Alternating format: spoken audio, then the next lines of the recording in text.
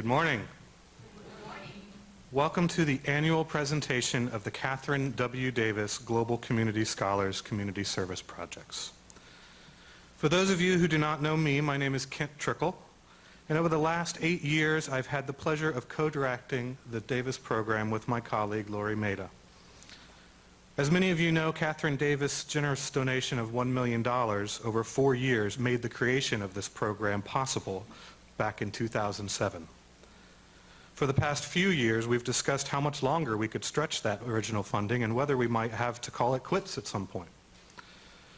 Well, we've now made it 8 years providing full-ride scholarships and service learning opportunities for over 150 students from dozens of countries around the world. And we are extremely pleased and grateful to have learned this year that the Davis family has generously donated $2 million in Kathryn W. Davis's memory to continue the program, which at our current rate would fund us for more than 15 years.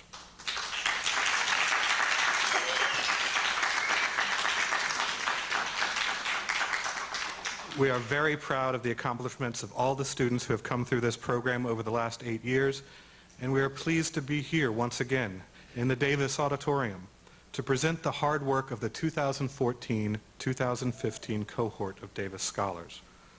Once again, this group of scholars represents diverse backgrounds and experiences. They come from the United States, Cuba, Nigeria, Jamaica, El Salvador, the Republic of Benin, Brazil, Poland, Ecuador, Thailand, Pakistan, and the Bahamas. Throughout this year, these scholars have demonstrated academic excellence and commitment to service and have worked hard to develop their leadership and collaboration skills while developing and implementing their projects. Today is also a day that we say goodbye to many of our scholars as they move on to their next stages in life. Many have been accepted as transfer students at prestigious institutions like Columbia, Baruch, Stony Brook, Boston University, Carthage College, Pace, Queens College, Wheaton College, College of New Rochelle, and Mount St. Mary, among others. We are also extremely proud once again to have a Jack Kent Cook Scholarship winner amongst us. Congratulations, Wellington. We expect that they will be successful in whatever their endeavors take them to, and we hope that their experiences as scholars in this program have left them better prepared to do so. We certainly are proud of our scholars, and we think that you will be too after you see this sampling of what they have accomplished. We are again grateful to Mrs. Davis and her family and the WCC Foundation for giving us the opportunity to work with these extraordinary students over the last 8 years and now for many years to come. Ladies and gentlemen, and blip, I present to you the 2014-2015 Kathryn W. Davis Global Community Scholars.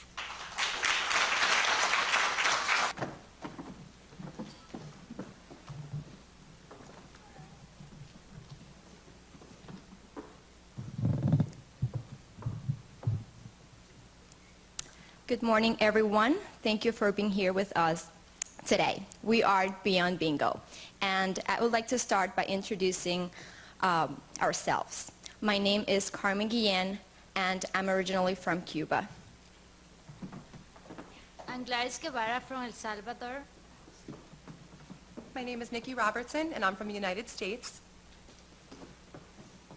I'm Sarish Nida, and I'm from Pakistan. I'm Thomas Cobb, and I'm from the United States.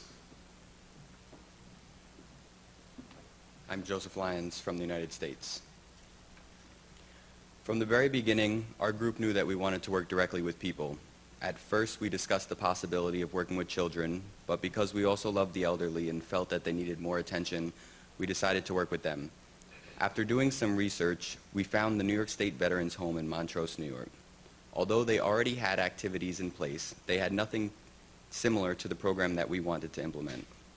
The New York State Veterans Home in Montrose has been in operation since 2001 and is funded and run by the New York State Department of Health. They have a total of 252 beds and specialize in short and long-term care as well as hospice. The home has music and art therapists, a library with computers, and many recreational activities.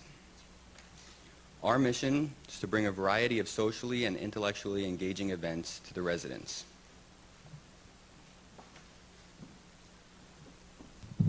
When we first realized that we were going to be working with the veterans at the Veterans Home, the first person we reached out to was our very own Joshua Gascione, who is the Veterans Counselor here at Westchester Community College. After discussing the possibility of having a therapy dog visitation with him, he got us in touch with Barbara Jenkel and her service dog, Blip. Now, everyone say hello to Blip. Now, a lot of people ask, where does Blip's name come from? And Barbara's response is always that his mother's name was Radar, which makes him a blip on the radar. Having Blip and Barbara at the residence home was quite a unique experience, because although Barbara and Blip consistently visit the VA hospital, it was their first time at the Veterans Home. And according to the veterans, they had never experienced anything quite like our group, and they responded quite positively. Our second activity was a game afternoon, and we went beyond bingo. The residents had the opportunity to choose what they wanted to play. Some residents decided to play card games, others checkers, dominoes, and of course bingo. All of the residents had the opportunity to play what they wanted to play, and all were very happy to have a game afternoon.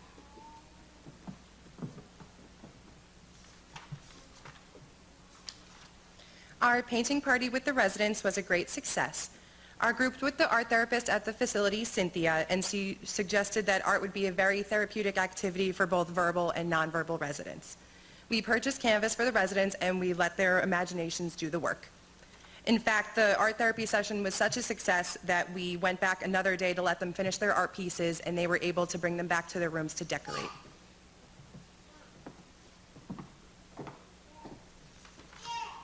Due to the popularity and success of our game afternoon, the residents asked to have more games.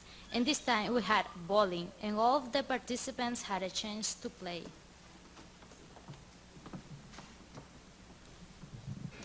Through the discussions that we had with the veterans, we realized that there were certain wants that they had for certain items, which include DVD, VCR combination players, a piano, and other games. So to help realize that these items for them sooner than they thought, we organized a benefit concert at the Peekskill Coffee House. The Peekskill Coffee House is a local venue relative to the home, so the people who attended were more than willing to give generous donations. We raised over $130, but of course that's not enough for all the items that we wanted to get for the veterans, so currently we're working on obtaining donations from other local businesses. So our last event took place on May 11th. We had a ballroom dancing afternoon. Most of us know about the benefits of music and dance. Music and dance bring people of all ages together. 3 professional dancers from Fred Astaire Dance Studio in Sleepy Hollow, New York, and 3 students delighted the audience with an introduction to ballroom dancing and dances that included rumba, foxtrot, waltz, tango, cha-cha, among others. Some of the residents said they had never seen ballroom dancing before. Other residents who had seen ballroom dancing before said they had not had the experience in many years. Working with the New York State Veterans Home was a great life-changing experience. We had a great success engaging residents, especially those who could not communicate verbally. We witnessed that a couple of hours do make a difference and learned that we do not need a full day to do community service. Spending quality time with those who need a bit of attention made a huge difference in their lives and ours.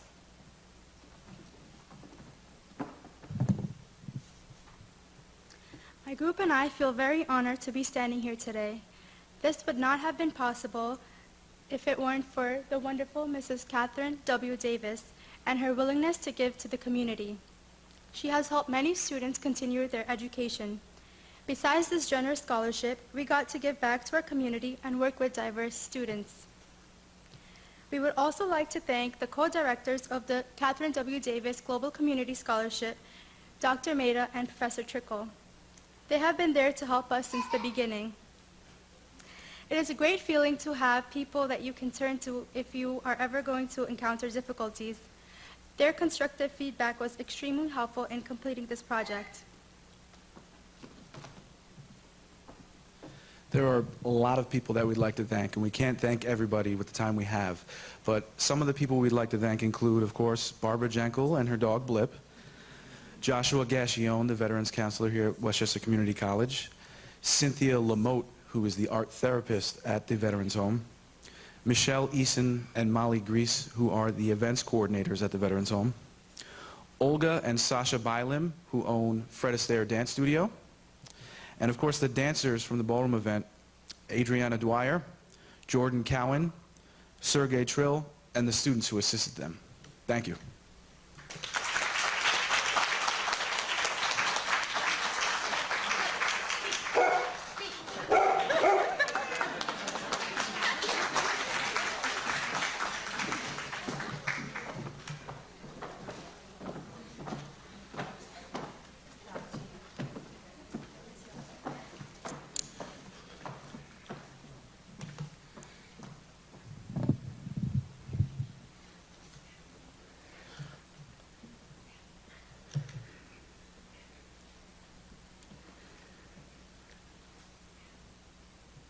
Good morning, ladies and gentlemen. Before we commence with our presentation today, we would like to read a quote from Franklin D. Roosevelt. Remember, always remember that all of us, you and I especially, are all descendants of immigrants. The United States is one of the most culturally diverse countries in the world. The name of our group is called Learning is Fun. We are a group of 4 who have similar passion to provide service to immigrants. The name of our group consists of 2 aspects, the learning part and the fun part. We created methods to actively engage our clients, learning while simultaneously having fun. Sorry. The picture on the background was taken during one of our sessions where we worked with the children. Our group members are Chiaki Agewara, she is Japanese American, Magusata Kozvel, she is Polish, Maria Ruben, she is Ecuadorian, and my name is David Rowland, and I am Nigerian. For our project, we worked with Neighbors Link in Mount Kisco, a multifaceted community allocated for Northern Westchester immigrants. This installation was originally founded to meet the needs of thousands of immigrants who populated 35% of Mount Kisco. Often, the case with immigrant families is that they are economically impoverished and educationally deprived. In order to enhance these lives, Neighbors Link offers a variety of beneficial programs ranging from education to legal and social services for both adults and children. Aside from these provided services, we as a team strive to further enhance this life by offering engaging programs for both adults and children that can not only benefit them particularly, but also enable them to become more open-minded.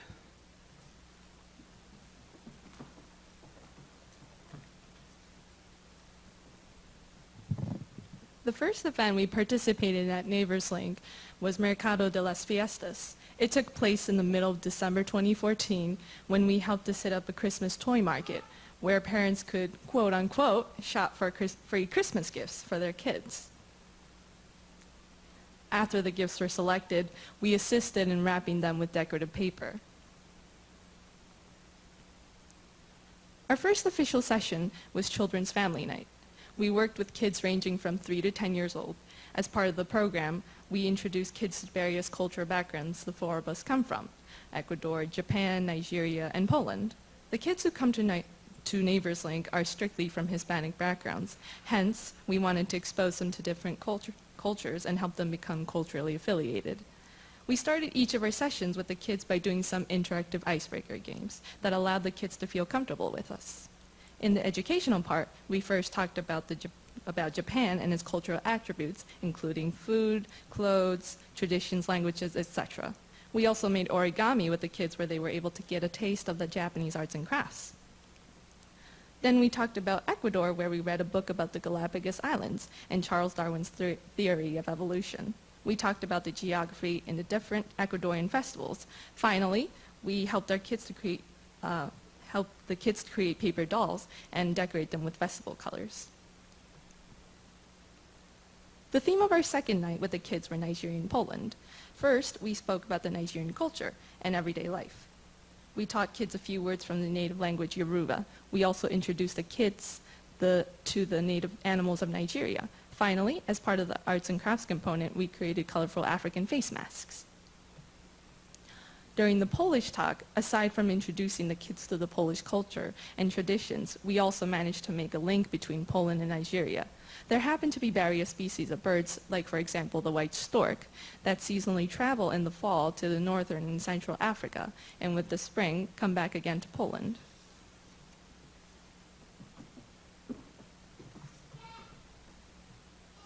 During our next two sessions, we had the opportunity to work with the adult workers.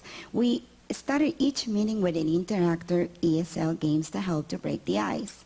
As part of the learning component of our mission statement, our group presented a nutritional workshop during which the clients of Neighbors Link learned about food groups, recommending portions for a daily diet, and how to use the Choose My Plate website that will empower their future to continue with a healthy lifestyle.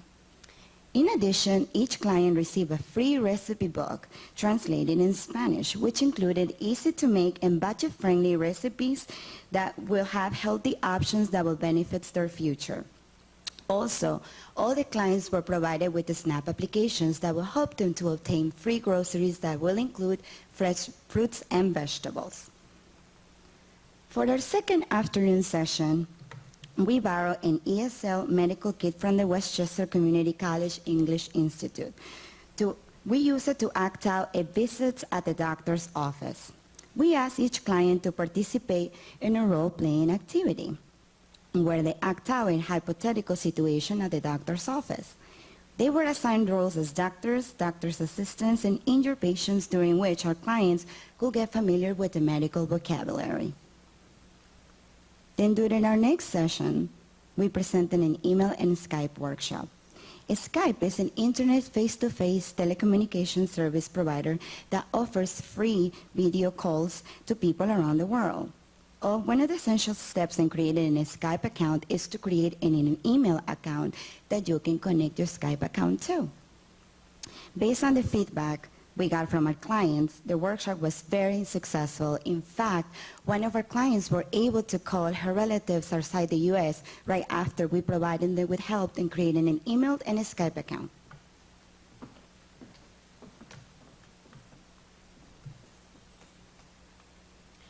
During our last session at Neighbors Link, we combined our second nutrition workshop with fun Zumba dance component. We started off with introducing the clients to useful online resources such as website comidacraft.com that includes many healthy recipes for the whole family. Then we invited the audience to participate in the first time ever Zumba fitness class at Neighbors Link. The Zumba class wouldn't have been possible without the help of our certified Zumba instructor, Carmen Artiega. Due to positive feedback and tremendous desire from clients to hold more Zumba classes, Carmen will work with Neighbors Link to obtain a grant to continue to provide free Zumba classes at Neighbors Link. Throughout our structured set of interactive programs, we were able to serve a large population that included adult workers, children, and their families in a fun and enjoyable way. These workshops expose them to new skills and ideas that we hope will benefit them and their families. Working with the clients of Neighbors Link enabled us to learn about them and their stories and acknowledge that they are very loving, humble, and hardworking people who cherish their families more than anything else. Here is a short video of our sessions at Neighbors Link. We hope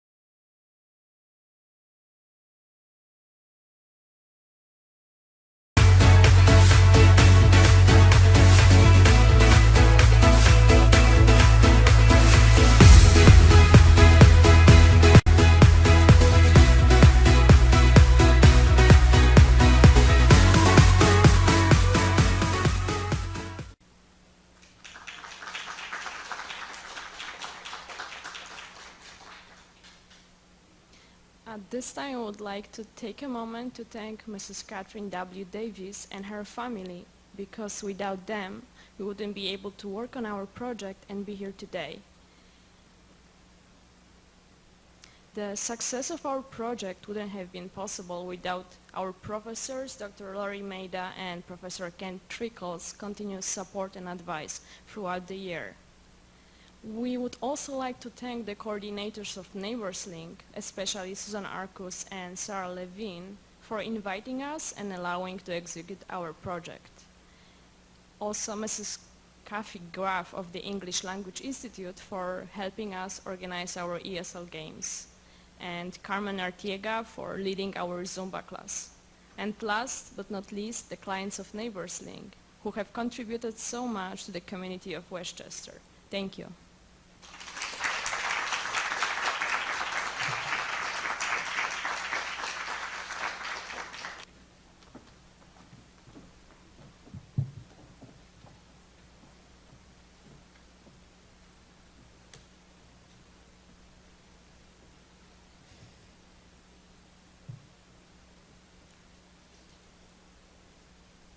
Welcome everyone, and a pleasant good morning to you all. I would like to introduce you to Scholars Outreach. My name is Georgette Gordon, and my fellow teammates, David Sparks, Pachada Patara Panasco, and Hayani Silva. We are Scholars Outreach. When we first came together, we all started out wanting to help students succeed in college. Through brainstorming, we thought about tutoring at first towards mathematics, then to foreign languages, and then towards the placement exams. Eventually, we found that this was impractical because there were already programs and materials set up to help students prepare for the placement exams. But so few students did prepare or even knew that help existed. Seeing this need, we sought to make students more aware of these provisions. But then we saw that there were so many other keys to college success that students were missing. Keys such as study tactics, networking skills, scholarships, and internship possibilities. All things that we ourselves wish to have known before entering college. With this in mind, our mission was changed once more. Our new mission was now to promote college success by distributing information that is not usually passed on to students. We did this through workshops and seminars, which we offered at different high schools and volunteer organizations, as well as here on WCC's main campus. Scholars Outreach is a group of motivated individuals with one goal: to help our fellow peers succeed in college.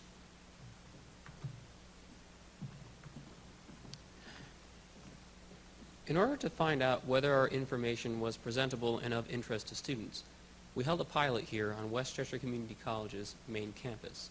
This was a workshop called The Art of College Success, in which we targeted first-year students. We talked about scholarships, internships, networking, social involvement, and we also slipped in there some studying tactics. Having received only positive feedback, we knew that we were ready for future organizations. Since our target group also included high school students, we held another pilot at Somers High School, where one of us had graduated from. This was a workshop on the same topics with a casual walk-in basis for high school juniors and seniors. Here, having also received only positive feedback, we knew that we were also ready for future high school students. Now, one organization that you heard about earlier from Learning is Fun was NeighborsLink, based in Mount Kisco. NeighborsLink assists any immigrants, though mostly Latinos and Latinas, to integrate into the surrounding community with programs such as junior high school tutoring services, ESL classes, and also job acquiring opportunities.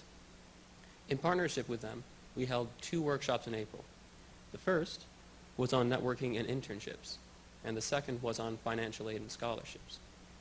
Those who came included parents, children, and teenagers, and we found that they were very receptive to us and asked a lot of questions.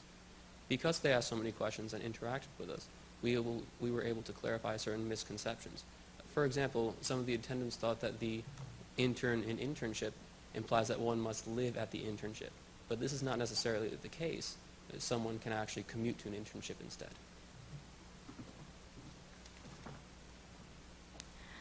We also continue by partnering with two volunteer organizations, Latino U and Excel Project.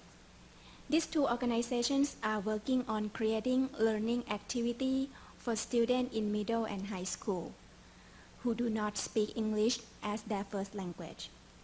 We help by implementing program called College Success 101, which introduced to an after-school program at Sleepy Hollow High School and Ossining High School. The topics that we talked were how to prepare for placement exam, resources and support for students, study skill, time management, scholarship, and internship program. Additionally, we also work with Ambassador Club here in Westchester Community College. The ambassador make in their mission to help students, specifically coming to Westchester Community College. They hold tours and open house on the main campus to show prospective students from high school how to find their way around campus and also the service that the college provides. We work with Director Gloria Leon and Stephanie Annunciata speak briefly in the beginning of the tour about our study, college services, networking, as well as share our personal experience in the college.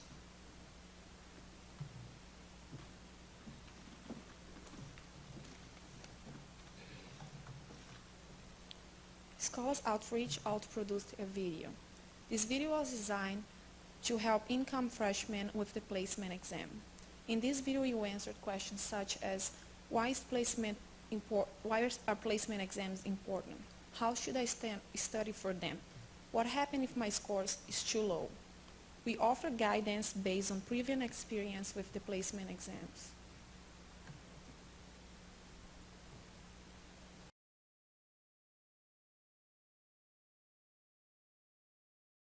Excuse me? Yeah, what's up? Did you just finish your placement exam? Yeah, I just did. How'd it go? Terrible. First of all, I didn't even know the test was going to be on computers. I took math and English in high school, so, I thought I could just walk in there and it wouldn't be that bad. But apparently not. It was just way harder than I thought. Sounds awful. Why so down? Well, because I did awful. And now I have to pay for a whole extra year of math and English, which I know is going to tap into my financial aid. And, I just wish I knew I was going to take this type of test today. Like, I really wasn't prepared at all. Now I would just be wasting my time and my money on classes I took in high school. Is there anything you can do to make things better? I don't know. I'm going to try to talk to a counselor because this is just awful. I've got to see what I can do about it. Thanks for letting us know. Things about the placement exam? Yeah, sure. How'd it go? I did really well on the reading and writing section, so I don't have to take a reading course, and I got into English 101. Congratulations. How'd you prepare? I went to the writing tutorial in the Academic Support Center, and a tutor helped me with my writing. And it's free. Very important. Is it about the placement exam? Oh, sure, of course. How'd it go? Oh, I did good. I got into English 101 and college level math, so I feel really good about it. Congrats. That's fantastic, man. Thank you. How did you prepare? To be honest, a friend told me about the free tutoring in the Academic Support Center, and I figured, well, I should check it out. And without your help, I don't think I'd have done really good because I can't remember a lot since my last math course. As for the lasting impact of our project, a video will be used as a rough draft for a future outreach video. Another goal that was successfully achieved was the giving of a message to the Ambassadors Club, where it will be integrated for future tours. Last, our project outline has been integrated to Latino U curriculum, who will bring our projects to many other high schools in the future. It was an amazing experience to see the looks on parents and teenagers' faces once they have the tools to succeed in college. Scholars Outreach would like to acknowledge Mrs. Kathryn W. Davis, without whom this project would not have been possible, the Davis family for the continuing support, Professor Kendrick and Professor Laurinator for all the guidance, Gloria Leon and Stephanie Annunciata from the Ambassadors Club, Stephanie Rosario and Denise Barahona from Neighbors Link, Shirley Bone Temple and her team from Latino U. Thank you.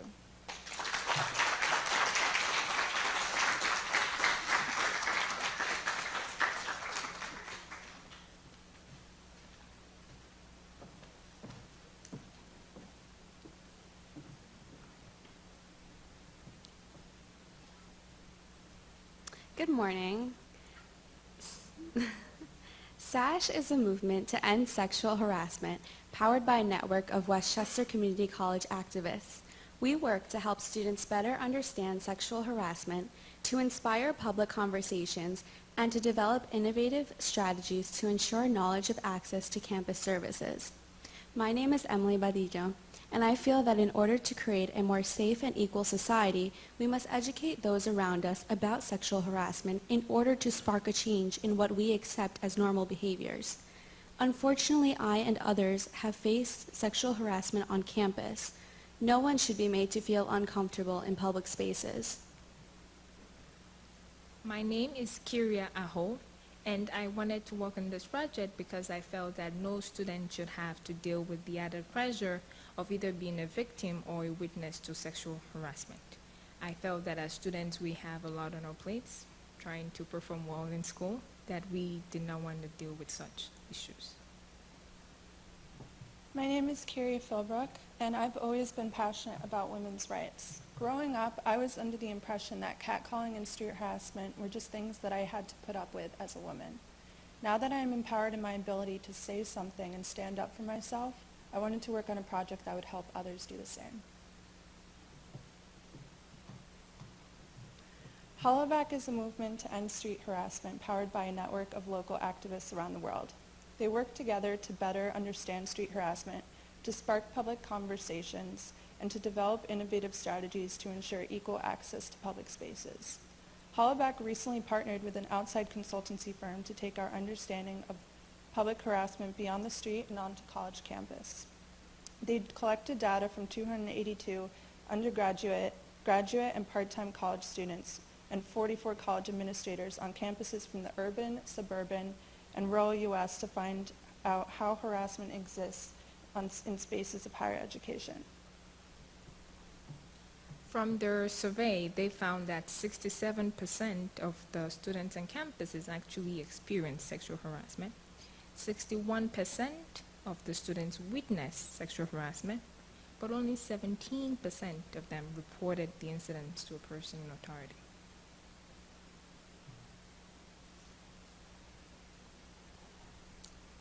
We thought we'd share a recent headliner to bring this topic closer to home. Here, we have Emma Solkowitz, a student at Columbia University. Solkowitz alleges that she was sexually assaulted on the first day of her sophomore year in August 2012. She initially did not report the incident because she wanted to avoid the emotional trauma associated with this. However, after she discussed her experience with two other women who described being assaulted by the same student, the three women decided to file complaints. Once they reported the assaults to campus authorities, Solkowitz allegedly encountered many problems with the following proceedings. She states that the accused was granted months of postponements, that a university investigator took inaccurate notes of interviews with her, that she had to offer unnecessarily graphic details, and that the testimonies of the two other women were left out of each separate trial jury and treated as three separate cases. In protest, Solkowitz created the mattress performance. She began carrying her mattress around campus, a physically and painful experience, and she says she plans to do it again until the accused is expelled from or otherwise leaves Columbia. Like Solkowitz, as Students Against Sexual Harassment, we wanted to raise awareness about the issue of sexual harassment and who it affects, how to deal with it, how to empower students to say something, and to encourage bystander intervention. We plan to host interactive and educational student workshops, recruit expert sexual harassment speakers to come on campus and talk with the students here, and also work with the WCC staff to raise campus awareness on Title IX. Title IX provides federal civil rights that prohibit sex discrimination in education programs and activities. Title IX also extends to sexual harassment and sexual assault or violence that impairs or interferes with access to equitable educational and employment opportunities. Our first event was an awareness campaign, and we spoke with approximately 50 students. We opened up the discussion to what sexual harassment is, and we addressed some common misconceptions and myths. We were also able to get the word out about our workshops and got students excited to attend. For our first workshop, we went over vignettes of sexual harassment scenarios. The workshops were interactive and gave all students the opportunity to express their opinions of what sexual harassment can look like in various situations. We wanted to highlight the gray areas of sexual harassment because it is often determined by the feeling of the victim rather than the intent of the perpetrator. We discussed the standard used by courts to assess whether particular conduct is illegal by determining whether a reasonable person would find it severely or pervasively offensive under similar circumstances. For our second workshop, we addressed how to be an engaged bystander. We discussed ways to deal with situations we might come across in school, at work, or even out in the community. We then addressed the reasons why others might not stand up in order to understand why the statistics on reporting is so low. We ended by discussing the importance of speaking up and where to turn to on campus if you witness or experience sexual harassment. Ultimately, the only way to end unwelcome and unwanted behavior is to take action and stand up against sexual harassment. For both workshops, we included a survey to gather anonymous feedback and data from the students on how effective our workshops were. 100% of respondents said they would consider attending future workshops and that the workshops were helpful in better understanding sexual harassment. For our last workshop, we brought in Kim McNair from My Sister's Place. My Sister's Place strives to engage members of society to end domestic violence so that all relationships can embrace the principles of respect, equality, and peacefulness. They advance this mission with direct services, advocacy, and community education. As students against sexual harassment, we wanted to educate students on a different type of harassment and sexual violence that can occur between intimate partners.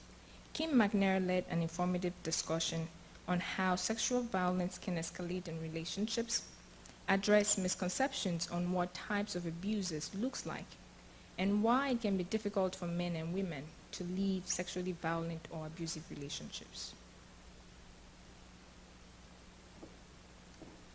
While designing and implementing our workshops, the SASH founders worked with Roxanne Santiago, one of the WCC social workers, and counseling interns to fine-tune them to best serve a diverse college population. We had a counseling intern present at 2 of our workshops to step in when needed. After they saw how successful our workshops were, they asked to use our templates for future workshops on campus. Every semester, the social workers and counseling interns will utilize our workshops to help implement Title IX regulation. We'd like to take this time to thank everyone who helped us. First and foremost, we would like to extend our sincere gratitude to Mrs. Kathryn W. Davis and her family for making our project possible.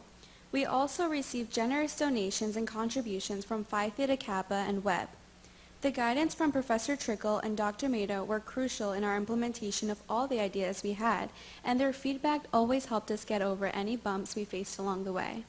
The WCC social workers and interns were very helpful in their implementation of our workshops, and our campus speaker, Kim McNair, led a positive and informative discussion for us. Thank you.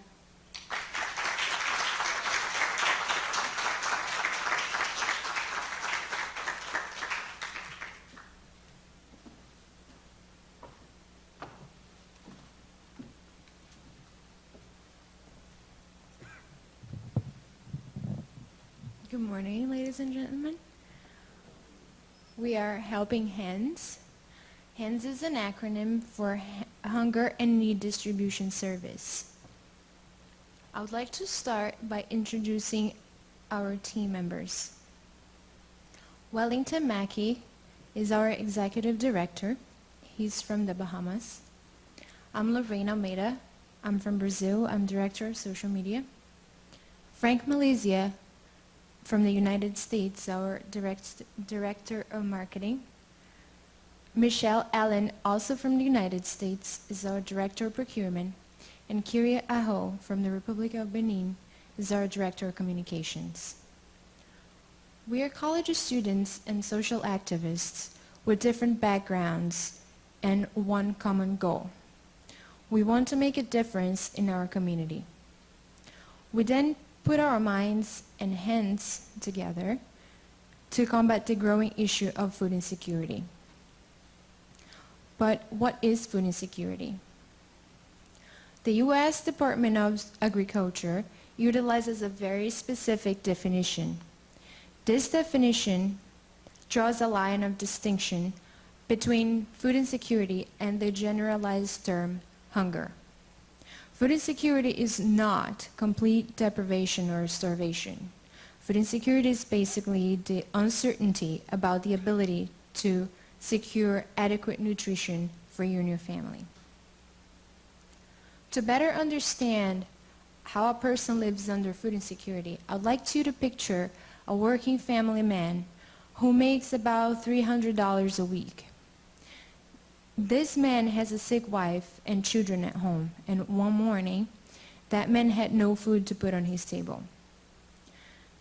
Then that man leave his house hoping he would find job or some means to provide food for his family on that day. This is not just a generic example. This is the story of one of our clients who we were able to help with our project. For that man, that day, he found helping hands.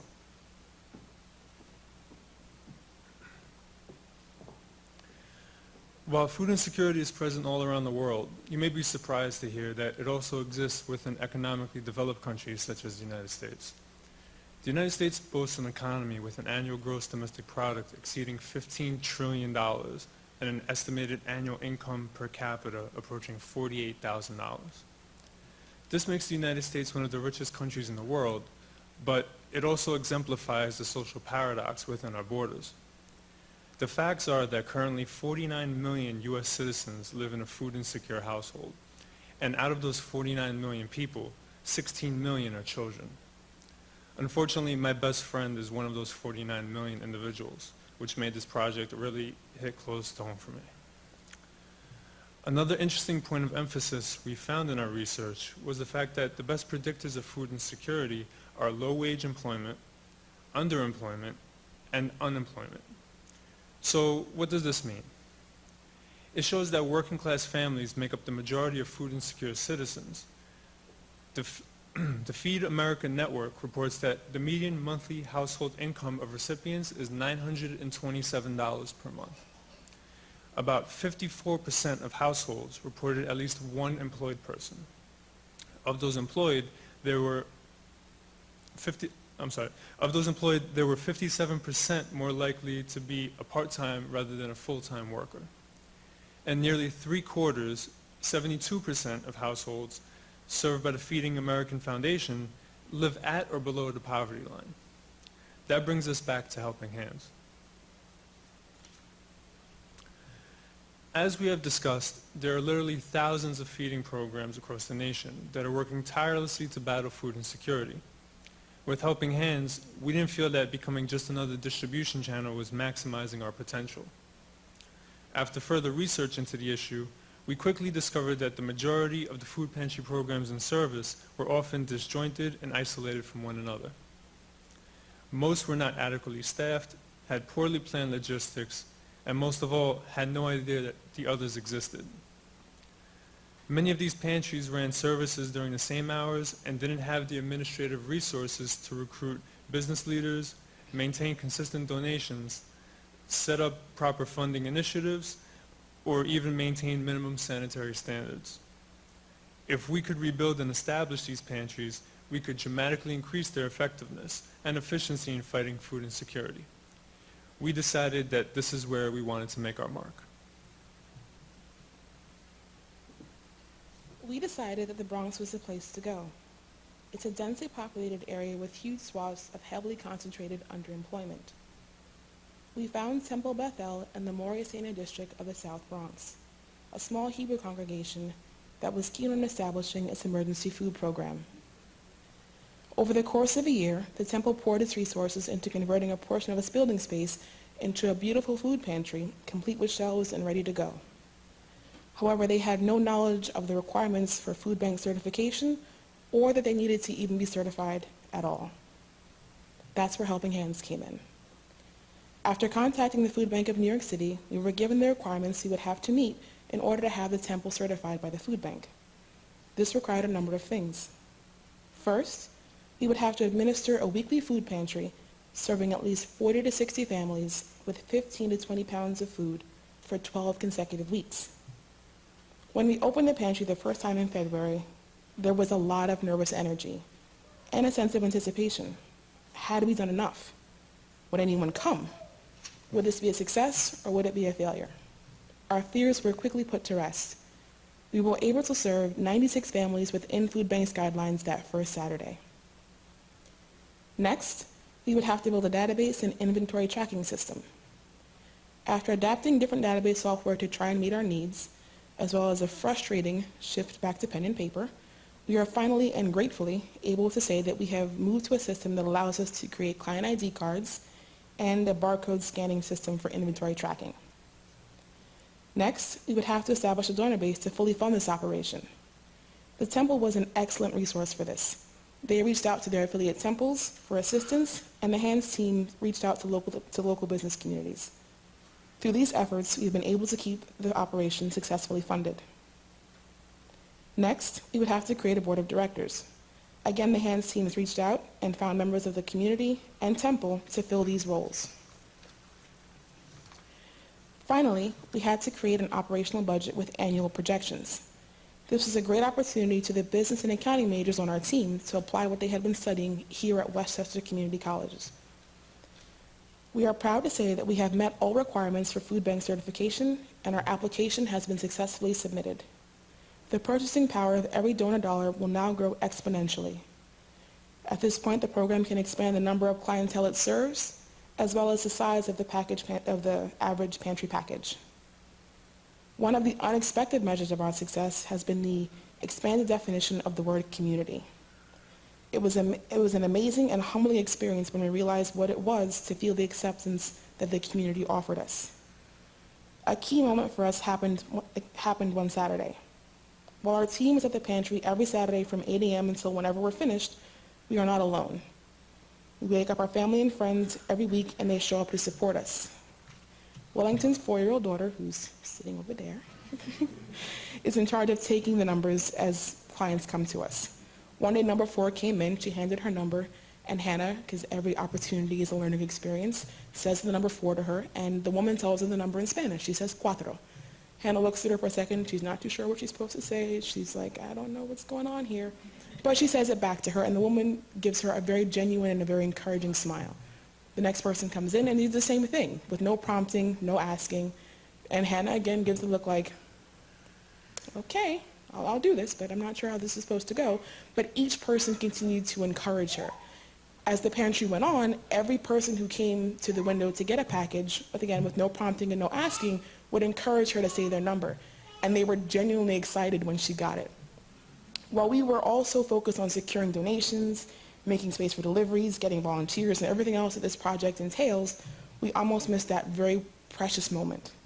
And in that moment, everything was put into perspective. With all that we've taken from this experience at the temple, we're now prepared to assist other food pantries in that area.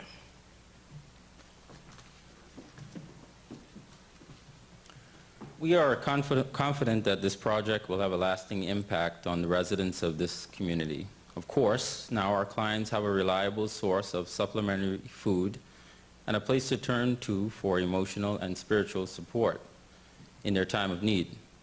But in addition to that, we took on these titles because we each plan to continue working on this issue even when our goals are met and our project comes to an end.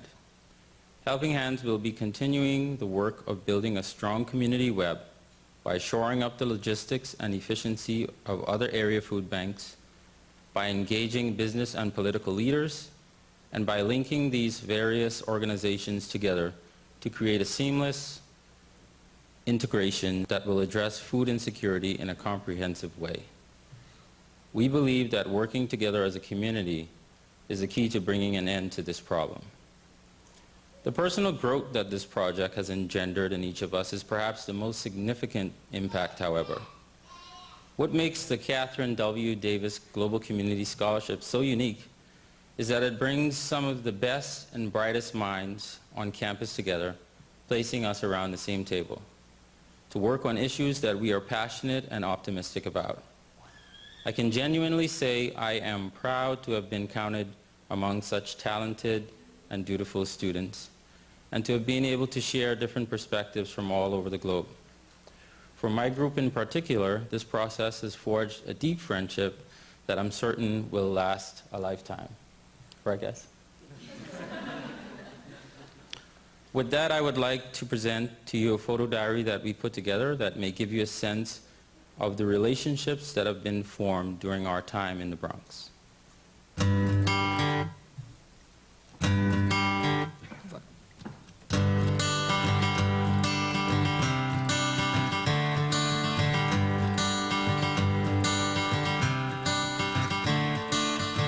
Another turning point, a fork stuck in the road. Time grabs you by the wrist, directs you where to go. So make the best of this test and don't ask why. It's not a question but a lesson learned in time. It's something unpredictable, but in the end is right. I hope you had the time of your life.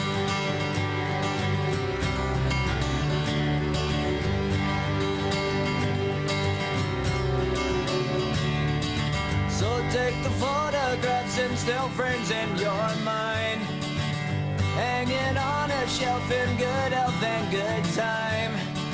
Tattoos and memories and dead skin on trial. For what it's worth, it was worth all the while. It's something unpredictable, but in the end is right. I hope you had the time of your life.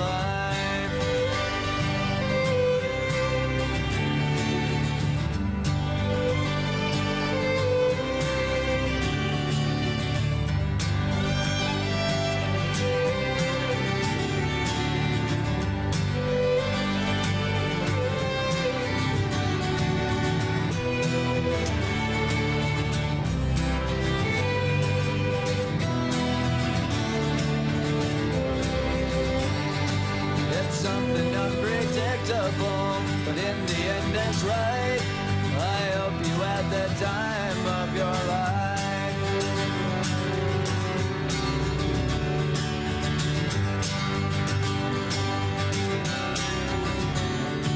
It's something unpredictable, but in the end is right. I hope you had the time of your life.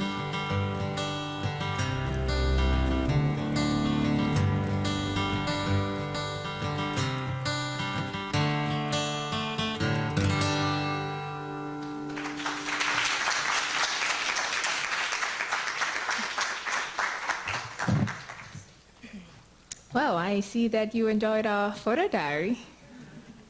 At this moment, we would like to acknowledge and give a special thank you to every single person that helped us thus far in our journey. We learned a lot from our project. It wasn't just about giving to the community. We also grew as scholars. And we would like to start by thanking Professor Ken Trickle and Lori Mehta. Thank you for your guidance and mentorship. We would also like to thank Mrs. Ruth Suzeman. Remember the Thursday she came in for a meeting. She helped my team fine-tune what our objectives and goals were.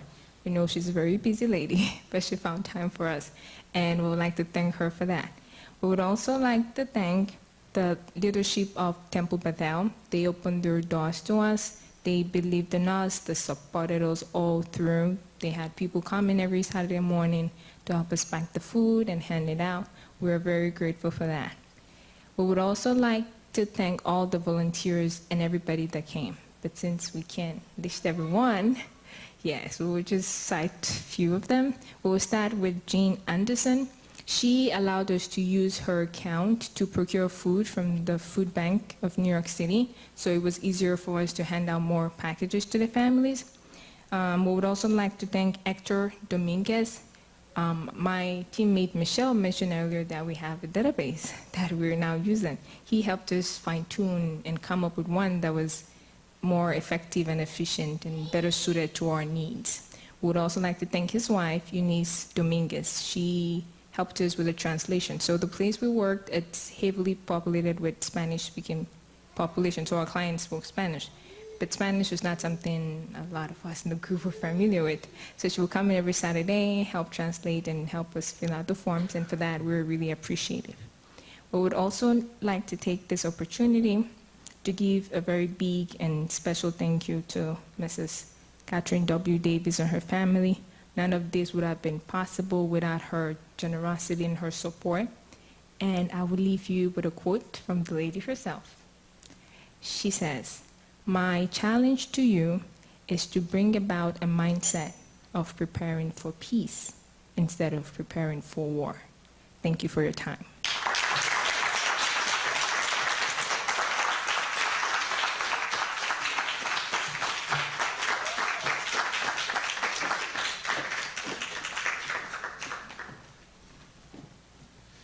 See what I mean? We're very proud of this group this year. And we thank you all for coming and for your support. And we invite you all to join us across the hall for some refreshments. But one more time, a round of applause for our scholars.